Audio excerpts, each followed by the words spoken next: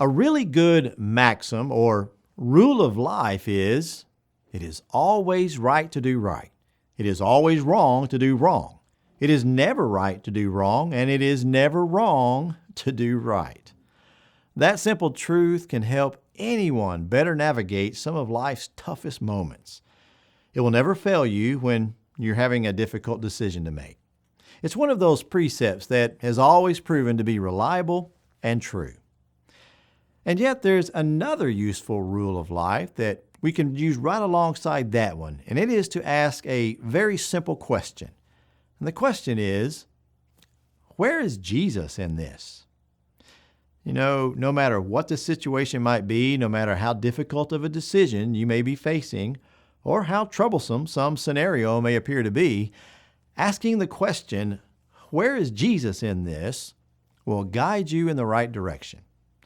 And that's because looking at a situation or a challenge in the context of how Jesus handled it will provide the necessary light to help guide you down the right path. You know, years ago, there was a popular acronym that was displayed on bumper stickers and billboards and t-shirts and all kinds of other objects. And everywhere you looked, it stated these letters WWJD. Now, you might remember that those letters stood for, what would Jesus do? And the idea was, if you get yourself into a jam, well, simply ask yourself, what would Jesus do in that situation? Well, the intention of that catchphrase is certainly good, but it still misses the mark of being truly useful. And that's because the word would do leaves too much room for speculation or a personal interpretation of what Jesus might do. This can be extremely dangerous because our thoughts and our imaginations and our intentions may not align with what Jesus actually did. You see, it allows for someone to say, well, I think Jesus would do this in that situation, or he would do that if he were faced with this same problem, when in reality, he might not. In fact, in most cases, Jesus never did what the people thought he would do.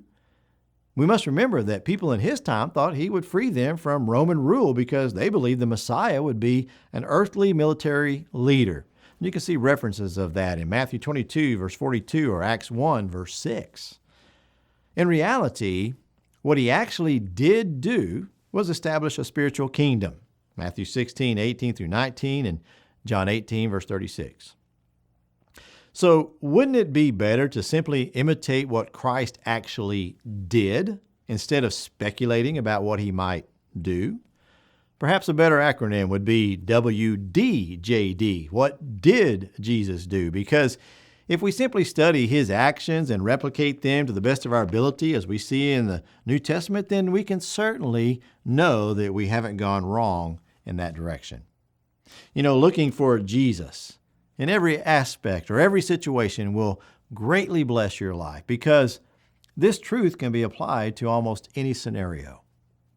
Think about, for example, before you are about to confront someone or engage in a difficult conversation, just ask yourself, okay, where is Jesus in this? And it will help you to have the right attitude before going into that discussion.